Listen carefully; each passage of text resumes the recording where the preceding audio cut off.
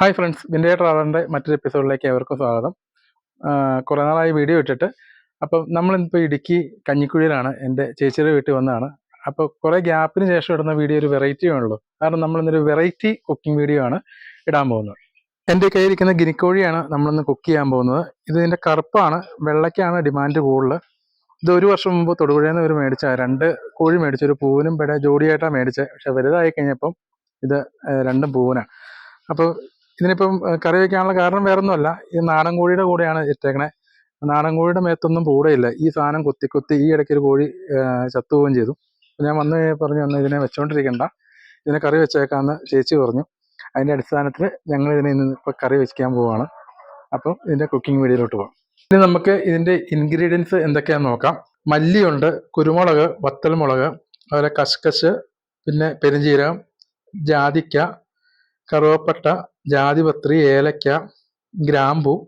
ഈ ഗ്രാമ്പു നമ്മുടെ ഇവിടെ ഉണ്ടായതാട്ടോ, നമ്മുടെ മുറ്റത്ത് വെപ്പുണ്ടത്. അതുകൂടാതെ ഒരു മുറി തേങ്ങ. ഇത്രയും സാധനമാണ് വറുത്തരയ്ക്കാനുള്ളത്. ഇത് കൊത്തിയിടാനുള്ള തേങ്ങ, ചുവന്നുള്ളി, ഗ്രാമ്പൂവിൻ്റെ ഇലയാണിത്. പിന്നെ നമ്മുടെ ഇവിടെ പറമ്പിലുണ്ടായ നാടൻ ഇഞ്ചിയാണിത്, വെളുത്തുള്ളി, പച്ചമുളക്, കറിവേപ്പില. ഇതാണ് ഇതിൻ്റെ ഇൻഗ്രീഡിയൻസ്. കോഴി അങ്ങനെ പപ്പും പൊടിയൊക്കെ പറിച്ചെടുത്തിട്ടുണ്ട്. ഇനി അതിനെ വക്കണം. ചെറു തീ കാണിച്ചിട്ട് അതിൻ്റെ ചെറിയ ചെറിയ രോമങ്ങൾ കരിച്ചു കളയാമെന്നാണ്.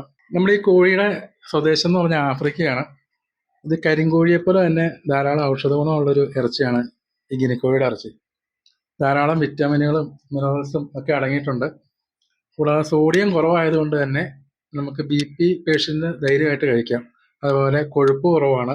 വക്കിക്കഴിഞ്ഞു. നമ്മൾ ഇതിൻ്റെ പുറത്ത് ഇച്ചിരി മഞ്ഞപ്പൊടിയും ഉപ്പും കൂടെ കൂട്ടി തിരുമുവാണ്. അതിൻ്റെ പുറത്ത് എന്തെങ്കിലും അണുക്കളോ അല്ലെങ്കിൽ മുറിവോ അങ്ങനെയൊക്കെ എന്തെങ്കിലുമൊക്കെ ഉണ്ടെങ്കിൽ അത് പോകാൻ വേണ്ടിയിട്ടാണ്.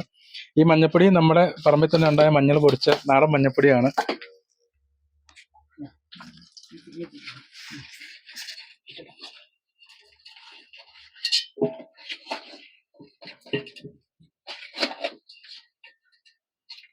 മഞ്ഞപ്പൊടി ഉപ്പെല്ലാം തിരുമ്മി വെച്ചിട്ടുണ്ട്. ഒരു 10 മിനിറ്റ് ഇരിക്കട്ടെ. അത് കഴിഞ്ഞിട്ട് നമുക്ക് കഴുകി കട്ട് ചെയ്തിട്ട് ബാക്കി പരിപാടികൾ ചെയ്യാം. ഗിനിക്കോഴി ഇവിടെ നന്നായിട്ട് മഞ്ഞപ്പൊടിയും കല്ലുപ്പും വിനാഗിരിയൊക്കെ ഇട്ട് കഴുകി റെഡിയാക്കി വെച്ചിട്ടുണ്ട്. ഇനി ഇതിലോട്ട് വീണ്ടും മഞ്ഞപ്പൊടി, ഉപ്പും മുളക് പൊടിയും ഇട്ട് തിരുമ്മി റെസ്റ്റ് ചെയ്യാൻ വെക്കാൻ പോവാണ്.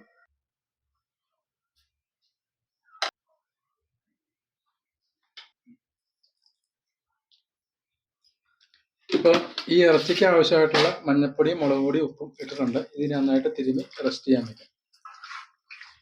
ഇതൊരു ഔഷധ ഗുണമുള്ള ഇറച്ചി ആയതുകൊണ്ട് തന്നെ നമ്മൾ നാടൻ സ്റ്റൈലിലാണ് വെക്കുന്നത്.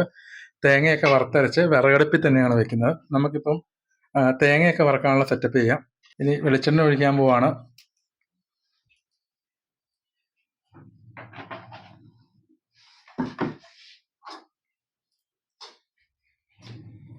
ആദ്യം തേങ്ങ ഇടുവാണ്.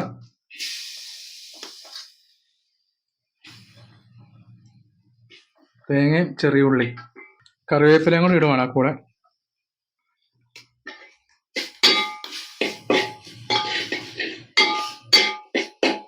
അപ്പോൾ തേങ്ങയിലെ വെള്ളമൊക്കെ ഒന്ന് വറ്റിയിട്ടുണ്ട്. നമുക്കിനി മുളകും ബാക്കി കാര്യങ്ങളും കൂടെ ചേർക്കാം.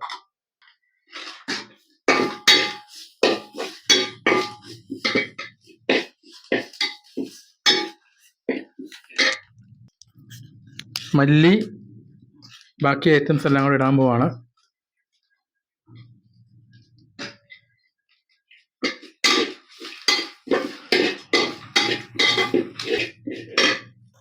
പിന്നെ ബാക്കി പെരുംജീരകവും കസ്കസും ഗ്രാമ്പും എല്ലാം കൂടെ ഇട്ടിട്ടുണ്ട്. ഇതെല്ലാം കൂടെ ഇട്ടൊന്ന് ശരിക്കും ബ്രൗൺ കളർ ആവുന്നോളം വരെ ഒന്ന് മൂക്കട്ടെ.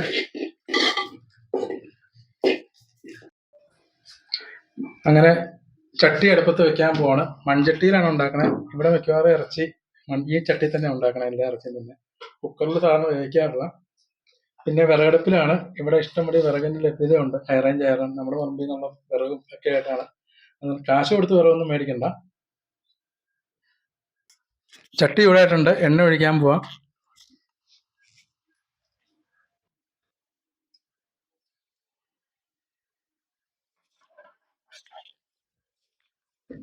നമ്മൾ കടുക് ഇപ്പോൾ ഇടുന്നില്ല.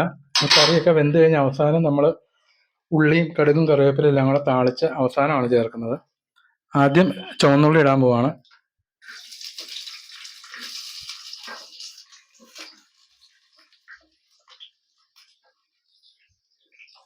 അത് ജസ്റ്റ് ഒന്ന് ഇളക്കിയിട്ട് കഴിയുമ്പോഴത്തേനും നമ്മൾ പച്ചമുളക് ഇടും.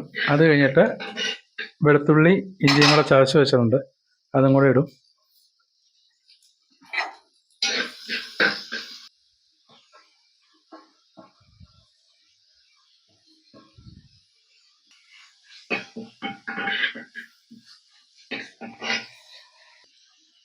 ഗ്രാമ്പൂവിൻ്റെ ഇലയാണ്, പിന്നെ കറിവേപ്പില, പിന്നെ തേങ്ങാക്കൊത്ത്, കുറച്ച് ഉപ്പിടുന്നുണ്ട്. ഇതെല്ലാം കൂടെ നന്നായിട്ടൊന്ന് വാടി വരട്ടെ.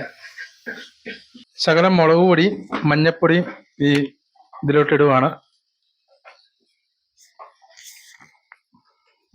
ആ മുളക് പൊടിയും മഞ്ഞപ്പൊടിയും ഉപ്പൊക്കെ നന്നായിട്ട് ഈ ഉള്ളിയിലോട്ട് പിടിച്ചു. ഇനി നമുക്ക് അതിനകത്തേക്ക് റെസ്റ്റ് ചെയ്യാൻ വെച്ച ഇറച്ചി ഇടാം.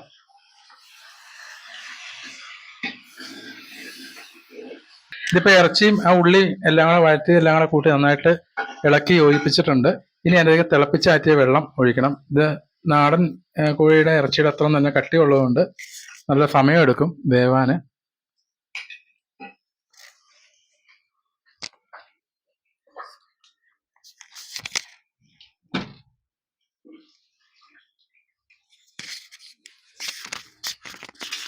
ഇനി അവിടെ നിന്ന് വേവട്ടെ. അത് കഴിഞ്ഞിട്ട് നമുക്ക് ബാക്കി പരിപാടിയിലോട്ട് കിടക്കാം. ഒരു വാഴയിലയൊക്കെ വെച്ച് മൂടി ഒന്ന് വെക്കാം. എന്നിട്ട് കുറച്ച് കഴിയുമ്പോൾ ഒന്ന് ഇളക്കി കൊടുക്കണം, അല്ലെങ്കിൽ ചിലപ്പോൾ അടുക്കി പിടിക്കും. എന്നാലും കുറച്ച് ടൈം എടുക്കും അത് വേവാൻ. ഇതൊരു 10-20 മിനിറ്റായി. നമുക്ക് ഇതിൻ്റെ അവസ്ഥ തന്നെ നമുക്ക് തുറന്നു നോക്കാം. തുറന്നുമ്പോൾ തന്നെ വാഴയിലയുടെ ഒരു ഫ്ലേവർ ഇങ്ങനെ മൂക്കിലോട്ട് അടിച്ചു കയറുവാണ്. ഇറച്ചിയുടെ ഉണ്ട് കേട്ടോ. നന്നായിട്ട് ഇളക്കി ഒന്നുകൂടെ ഒന്ന് ഒരു 3/4 ഭാഗം വേവായിട്ടുണ്ട്. നമ്മളിനി ആ വറുത്തരച്ച് വെച്ച മസാല ഇതിൻ്റെ അകത്തേക്ക് ചേർക്കാൻ പോവാണ്.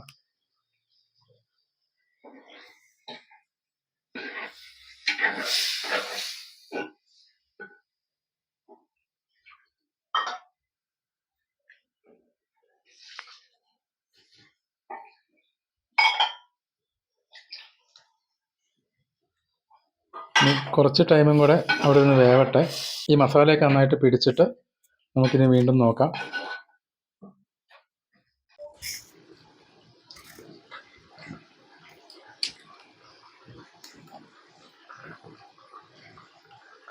നമ്മളൊരു ഫ്ലേവറിന് വേണ്ടി കുറച്ച് കുരുമുളക് ചതച്ചിടുവാണ്. നമ്മുടെ പറമ്പിൽ തന്നെ ഉണ്ടായതാണ്. അങ്ങനെ ഇറച്ചി അത്യാവശ്യം നന്നായിട്ട് വെന്തിട്ടുണ്ട്. എണ്ണയൊക്കെ തെളിഞ്ഞു വന്നു തുടങ്ങി. ഇപ്പം നമുക്കിതിന് ഉപ്പുണ്ടോ എന്നൊക്കെ ഒന്നുകൂടെ ചെക്ക് ചെയ്യാം. നമ്മൾ 2-3 സ്റ്റേജിലായിട്ട് ഉപ്പിട്ടതാണ്. അതൊന്നുള്ള ഉപ്പുണ്ടോ എന്ന് ചെക്ക് ചെയ്യാം.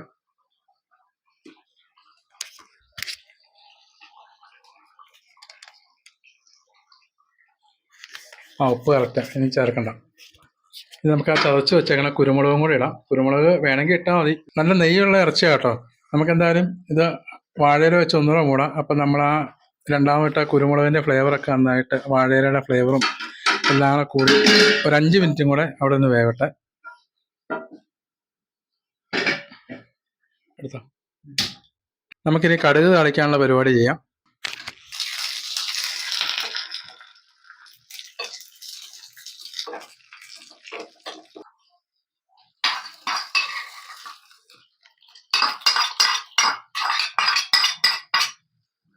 ഇനി നമുക്കിത് ആ വാഴയില കൊണ്ട് തന്നെ മൂടിയിട്ട് കുറച്ച് നേരം റെസ്റ്റിന് വയ്ക്കാം. ചെറുതായിട്ടൊന്ന് ആ മസാലയൊക്കെ ഒന്ന് പിടിച്ച് ഒന്ന് വരട്ടെ. തണുത്ത് കഴിയുമ്പോഴത്തേനും അടിപൊളിയായിരിക്കും.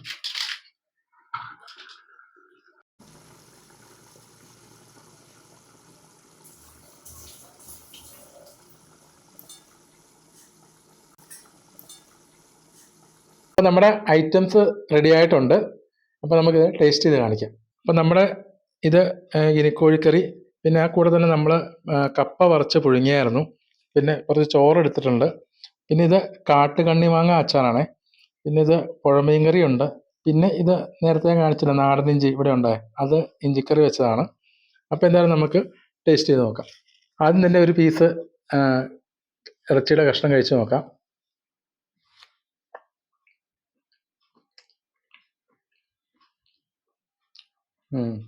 അടിപൊളിയായിട്ടുണ്ട്. അത്യാവശ്യം നന്നായിട്ട് വെന്തിട്ടുണ്ട്. വലിയ മുറുക്കമൊന്നുമില്ല. മസാലയെല്ലാം പാകത്തിനായിട്ടുണ്ട്. കപ്പയും ഒറ്റൊരു പീസ് പിടിച്ചു നോക്കാം.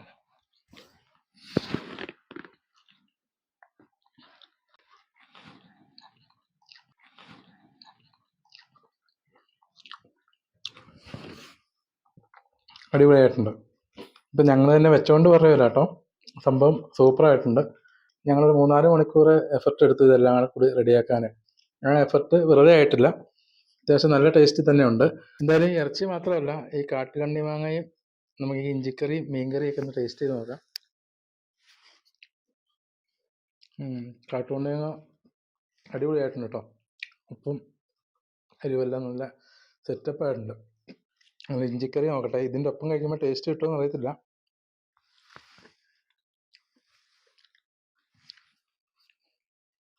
ഇഞ്ചിക്കറി സൂപ്പറാണ്. ഇതിലുള്ള മീൻകറി കപ്പയുടെ കൂടെ കഴിക്കുക, അതിൻ്റെ ഒരു ഇത് നോക്കട്ടെ.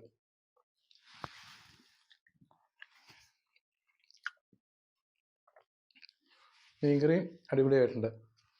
അപ്പോൾ ഈ വീഡിയോ ഇഷ്ടപ്പെട്ടിട്ടുണ്ടെങ്കിൽ എൻ്റെ ചാനൽ സബ്സ്ക്രൈബ് ചെയ്യുക, ബെല്ലൈക്കണൊക്കെ എനേബിൾ ചെയ്തിട്ട് മാക്സിമം സപ്പോർട്ട് ചെയ്യുക. പുതിയൊരു വീഡിയോ ആയിട്ട് നമുക്ക് വീണ്ടും കാണാം. കുക്കിംഗ് വീഡിയോ ആയിരിക്കില്ല, വേറെ ലോറി വീഡിയോ അങ്ങനത്തെ എന്തെങ്കിലും വീഡിയോ ഒക്കെ ആയിരിക്കും. ബൈ.